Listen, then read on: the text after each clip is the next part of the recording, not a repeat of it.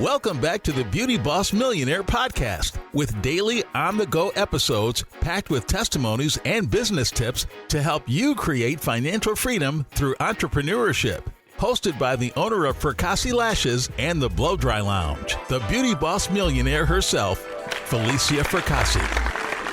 Welcome back to Beauty Boss Millionaire. I'm your host, Falicia Fracassi, and the objective of today's episode is to really kind of point out how important it is for entrepreneurs to have problem-solving skills, one, and two, how to kind of develop these skills. You are now the problem solver. Solve this. It is really crucial for any leader to be able to have problem solving skills. Even though to me this sounds like a no-brainer, someone would need this, but I see people all the time that don't have problem solving skills. They get caught up in the problem and then they eventually become the problem. Problem solving is something that we do on a daily basis, and it could either consume you and make you aggravated and frustrated, or you can simply brush it off and keep it going to the next problem, and you handle that one and you handle that one, because that's really what a CEO does. Anytime there's a problem, what do people say? I want to get to the top. I want to speak to the top person. So when the problem is presented to you, you have to quickly be able to use your wisdom to solve that problem. I remember being a young kid, I always prayed for wisdom. And I would say, Lord, give me wisdom on how to do things differently, how to handle things differently.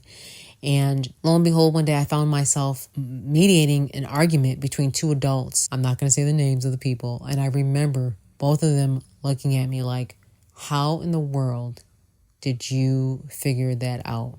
That was the day that I knew my prayers, one, had been answered, and two, I had reached a milestone in my life that I was now able to solve problems very easily. And what I did, was simple. They were arguing about something and they were both upset. It was almost a fight that was about to break up. And I said, let's stop right now. I said, what is it that you're frustrated about? Let's just calmly talk about this and we're going to get to a solution. I asked the person. The other person said what they were frustrated about. I said, how can we make this work? And I reasoned with the person because one person had an unfair request and the other person had a request that was so bizarre. But anyways, long story short, I was able to talk sense into both the people, and that problem was fixed in less than 5 minutes. And both people walked away happy. And as a leader, lateral thinking is needed. Lateral thinking is like that creative thinking. You have to think outside the box. You have to think in such a different level. And also, creative thinking is something that I think is important as a business owner and as an entrepreneur, because creative thinking can really make you millions of dollars. That is an instant road to millions, being creative and thinking, okay, how do I solve this person's problem? Or how do I solve this problem the easiest? Because creative thinking is needed in business. And you may say, oh, I'm not really creative. But to be honest, you are creative. You just probably don't implement it. It's just a thought and it stays with you and then it goes off. But your job as a leader now and a CEO is to take that thought that popped into your head and implement it immediately after thinking about it and figuring out how it's going to work, because I do it on a daily basis. For example, we kept on having the same issue at work, and it had to do with how the cash out system worked. And basically, the client would come in the store. It was only in one store. It wasn't in all the stores. It was just in one particular store I was going into. And it was a currency issue because where one of the stores I have, there's a lot of different currencies that float around in this market. People come from all over in the store that I'm talking about. They come from Brazil. They come from Africa. They come from Jamaica. They come from all over the place. And because of where we're located at such a place, we're so close to the airport, people haven't gone to exchange their money yet. And what would happen is after we do this service on them, somebody would either leave and say they had to go exchange it, and then they would never come back and we would not get paid. And that was very frustrating as a company. We'd lose the money and the customer or the employee would be frustrated too, because they would lose it on the tip. And then they were frustrated because they, spent all this hard work and time on this person just for them to stiff us with the bill. It happens every day in restaurants. So I'm not surprised. It happens in Walmart. It happens all over the place. People are just stealing. Some people are honest and some people are dishonest. So to avoid that at this one particular store, we had to create a new strategy on how to make sure we got our money up front. And it's simple. It was a simple thing, but it took for me to be able to lay down the new rule. We just have everyone pay in advance at this store. And it was at first awkward for me to ask for such a request. But at this point in time, it was happening so much especially on the weekends. We knew to do a pay in advance so we would not be stiff with the bill. And long story short, it takes that creative thinking, and within 2 weeks we were able to fix the problem. I've never encountered that problem again since, because we just do a pre-payment first in the first place. Also, is important as a leader, you should be able to adapt. You should be able to adapt in any situation like a chameleon. Like I can go in any city and I can handle myself. Now, when I was a kid in high school, we took Spanish, and I just did the bare minimum to get by. But when I got older and I opened up a store in one of the cities that we're in, it's a predominantly Spanish city. And I quickly had to learn to be flexible and adapt. And two, there's an app that helps you speak in Spanish. And I picked out and I wrote down just like 40 words that I need to know. And I learned them so well that I now speak Spanish. Like I actually speak more than 40, 50 words now, but I'm able to speak in Spanish. I'm able to understand what they're saying because I knew that when I was going to a different market, it was going to require that I learned how to say different things and do different things. So now I can have a full conversation in Spanish because two of our markets are a Spanish market and everyone at our store is typically bilingual.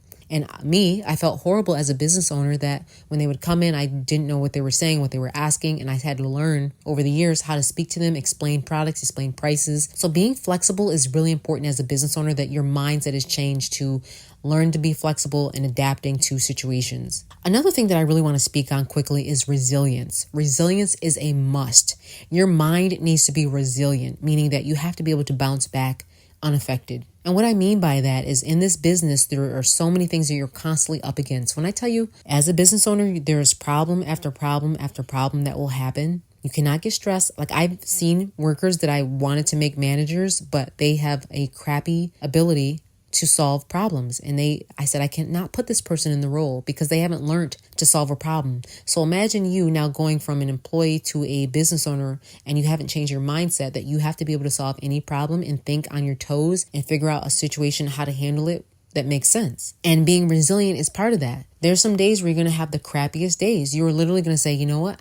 I don't want to do this anymore. It's not worth the dream. It's all hype. This entrepreneur crap it sucks. You're going to have days like that. You're going to get cursed out by people. You're going to get cursed out by employees. You're going to get cursed out probably by your husband or your wife a few times because your mind is so much into this. I'm just being completely transparent and honest because this is not for the weak. And I said that before because it's true. Listen, if you started from the bottom, you kind of have an advantage because you've been through so much in life. You used to not getting what you want that you're just like, you know what, let me just wait patiently. And when my time is right, I'm going to be the winner. And that's what I mean by that resilient mind, that mindset to be able to say, you know what, things aren't good right now, but soon it's going to get better. You have to constantly have to have a pep talk with yourself sometimes, especially in the very beginning when you're getting it off the ground, because you're going to have to be able to still have faith and keep going. There's times where I've seen business owners straight up fail and they closed their businesses, but we had conversations after that and I spoke to them. I said, look, you didn't do anything wrong. The only thing maybe you did wrong was maybe that location wasn't the right one. Let's try this again. That's how bold I am. Some people give it one shot and it doesn't work out and they close down the business and they say, I'm not meant to be an entrepreneur. And that's not the case. The case is they didn't understand how it is to be resilient. They didn't understand the importance of being resilient, because when you are a resilient person, just like with Muhammad Ali, when his back was up against the wall, instead of just giving up, he instead relied on the momentum of that rope, where he would get hit and hit and hit by that rope. And that momentum from that rope allowed him to be able to fight back, and that bounce he got back. And that's what it truly means to be a resilient person. It is the fight of your life trying to get this thing up off the ground. I'm not going to lie to you, but you have to have resilience. It is a must. I'm telling you, there's times where I didn't know how I was going to pay a bill. I was robbing Peter to pay Paul in the beginning. But I didn't just say, oh, let me just stop. And I actually had people that told me that too. When I told them about my problem, oh yeah, just shut it down. Don't worry about it. Here I am 13 years later, still in business, multi locations, millions have been made. You think I'm going to stop over a little problem about not being able to pay a bill? Get in line too and wait for that bill to be paid. Sometimes your credit is going to have to be bad on the line, but keep your business going. Whatever it takes to keep that business going, keep it going. And eventually, then hopefully you'll get enough money that will be able to fix your credit. I know that sounds really strange, that advice that I would give you, but most business owners' credit is horrible because they do exactly what I'm doing. They're bootstrapping it. They're using their own money. They're taking out credit cards. They don't have a loan until they can get their business to a level where they can pay it all back. And a lot of times you have to do that in the beginning. Not everybody comes from a rich family where you can just ask your parents for $100,000, $200,000 to get it started. Some people are literally starting from the bottom. Up next, we're going to be talking about steps that leaders do step by step to solve a problem. Thank you so much for tuning into the Beauty Boss Millionaire. And if you'd like to advertise your company, email us at beautybossmillionaire@gmail.com and we can get that going for you. Thanks for tuning in.